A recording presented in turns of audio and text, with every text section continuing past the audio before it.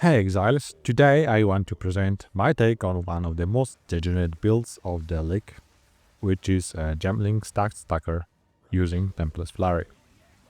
I know I'm a bit late to the party, and you probably seen it already. But if you are new to the game, stay a while and listen. I usually focus on more unique and niche builds, but since I'm using this one to quickly generate cash for my testing endeavors, I thought I'd share this version with you. I briefly mentioned this build in my Molten Blast endgame video. It's easy to build on a budget and can scale infinitely if you invest more divines. The ceiling is incredibly high. We are abusing some of the most overpowered mechanics of the league, so you can be sure it will be nerfed in the future. So, the Gemling is a perfect for scaling damage through stat stacking thanks to his ascendancy that doubles the effects of the stats. We are pairing this with a Hand of Wisdom and Action, which provides attack speed and lightning damage, and Pillar of the Caged Gods, where Dexterity increases attack speed, Strength boosts weapon damage, and Intelligence scales area effect to absurd levels. For mapping, we are mostly going to use Tempest Flurry paired with Judge Staff. The buff on the staff is currently bugged, or it's a feature, I'm not sure, but it allows you to hit through walls, so that's a nice perk. This makes some maps that used to be quite painful much less irritating, as you can simply one-shot mobs while ignoring the walls. It looks like a spin-to-win type of character, but if you want to be even speedier, you might consider adding Shattering Palm, which allows you to jump from one group of monsters to another. Shattering Palm applies a debuff over a massive area and can be easily detonated with a single tap of Tempest Flurry, if initial hit didn't detonate them already. It's worth remembering that constant damage spam from Tempest Flurry will be better for highly dangerous maps, where a single hit from a boosted expedition mob can deal 12k damage. This kind of extreme damage is rare, however. Defensively, the character is quite strong as well, since its survivability scales with stats, strength and intelligence provide additional life and mana. We will be utilizing a huge mana pool as extra life source via Mind Over Matter. For the bosses, as you can see, we rely heavily on quick attacks that can proc the bell, so even buffed +4 Arbiter shouldn't be a problem. The build cost at this stage is around 200-240 divines, but stick around to see a budget version. And yeah, quick disclaimer about the prices. As this can skyrocket because nothing new happens in the league, many people stop playing the game, hence the weird cost spikes on some of the items, especially the rings. The build should be able to handle tier 15's maps on 100x budget plus Hand of Wisdom in action. And you can see it in the background, but don't expect face tanking with the bosses. This will be a fairly long guide as I want to cover each topic in depth. I hope this makes it more useful for those just starting with PoE2. If you prefer a more concise version, you might check Maxroll or POB. The links, as always, should be in the description. So for the leveling a character, especially deep into the league, I suggest using Widow Hail with Lightning Arrow paired with Lightning Rods for the bosses. If you are just starting, you can fund this setup by selling low-level Spirit Gems, as you won't really need them during your journey through the acts. This saved currency is better allocated towards the quiver and items. For a more detailed leveling guide, you might want to refer to my Molten Blast build. Once you reach maps, you should start saving currency for Hand of Wisdom action, and after acquiring it, you might continue leveling with your buff setup until you feel comfortable switching. I advise making a transition only after reaching at least level 80. And a quick tip, you don't need a perfect rose to get started. You can buy a bricked version, which means A corrupted item with lower rolls, such as 1 to 8 lightning damage or reduced slightly attack speed, at a cheaper price. At this stage, you should focus on acquiring items with life mana and at least one stat. You don't have to worry about intelligence, or you can opt for a different stat if it happens to be underpriced. Don't worry about perfect duels yet. However, if you manage to snag any with intelligence, dexterity on strength paired with 2 or 3 damage speed modifiers, you can use them until the end of the league. In the video description, I added the link to the trade site. We've listed all the modifiers to quickly scan the market for the proper duels. You might want to tinker with the weights if you think that, for example, movement speed is not that valuable to you, or is very important stat to you. For the bosses, it will be that stat, but in the most cases during mapping, it will be quite useful. So you can play with that and see what you find. Of course, you will need at least one source of mana gain kill, and one duel with the rage generation, and that should allow you to drop rage support from the Tempest Flurry and pick something else. Rings at this stage should be used to fill missing resistances, add life and mana, and if possible provide intelligence, dexterity or to all attributes.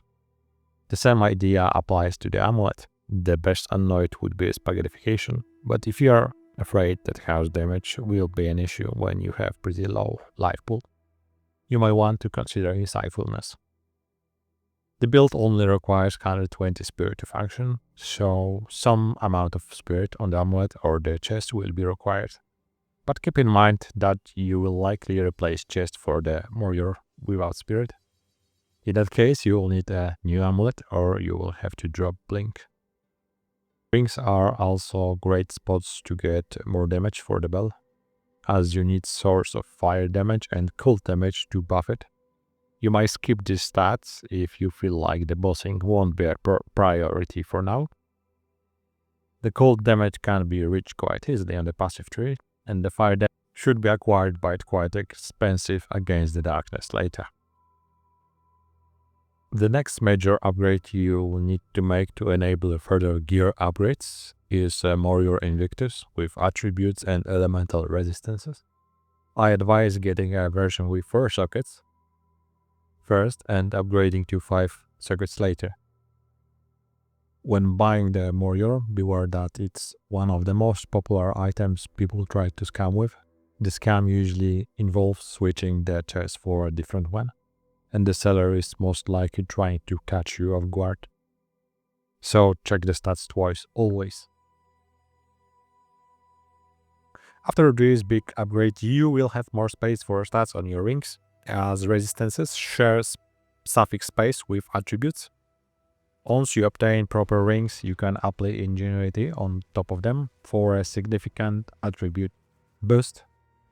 The cost of the rings can range anywhere from 1 to 100 divines, but at this stage I recommend going for something up to 5 divines.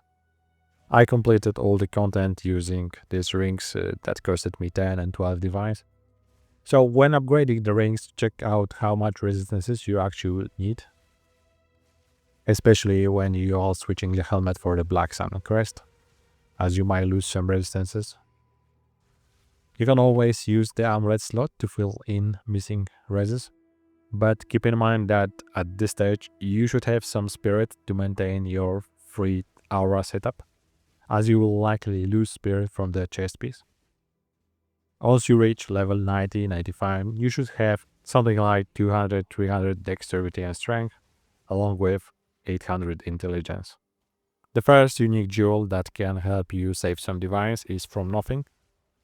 At Acrobatics version, it should be cheaper than a 3-stat rare jewel, and should allow you to grab reflexes and herald passives. Later, you can swap it for rare jewel and use the 2 saved passive points to invest in more important notables. The second jewel that you could buy during your mid endgame is Controlled Metamorphosis. I'm using the medium-large version, and it allows us to grab Exposed to the Storm, Wildstorm, and Mental Toughness. It's pretty good for the price. So for the Pinnacle content, your upgrades will include Corrupted HoWA, which I dropped during my miming time on a Warbringer. When I checked the price for this corruption, it was 40 divines, though prices might be different now, but it provides significant damage boost.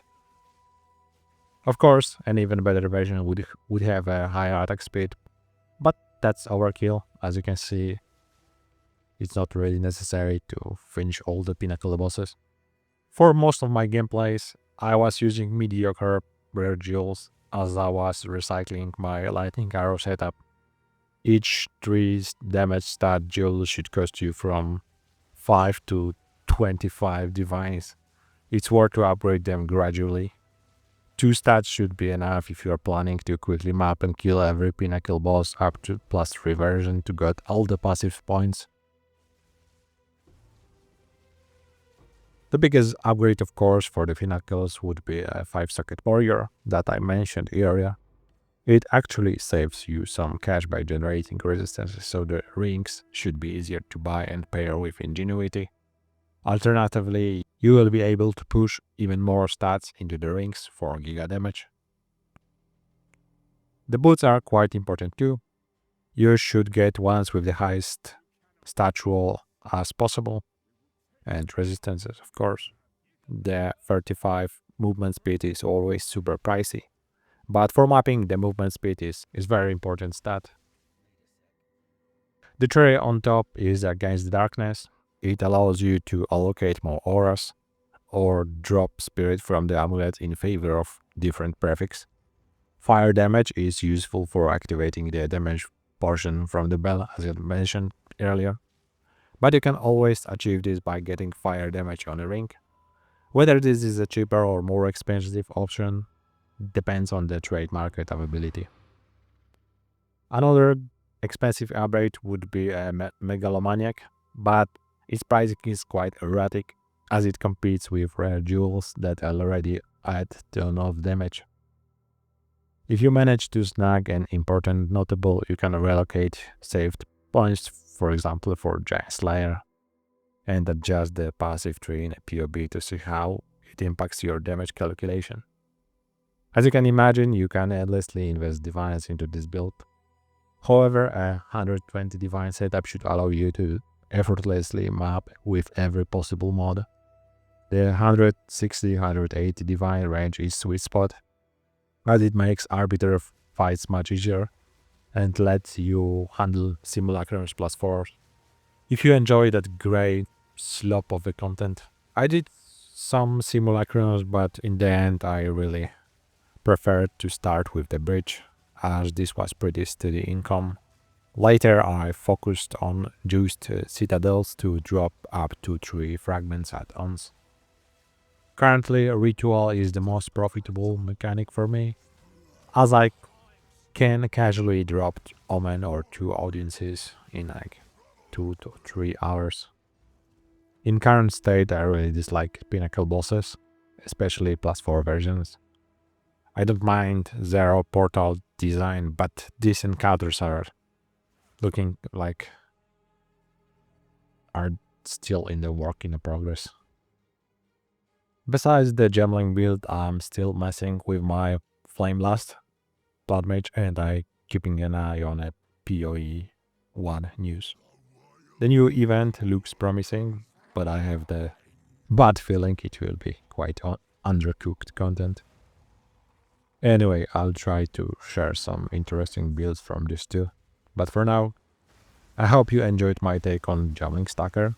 For more detailed information, check out the leveling guide and PoB links in the description. Thanks for watching. See ya.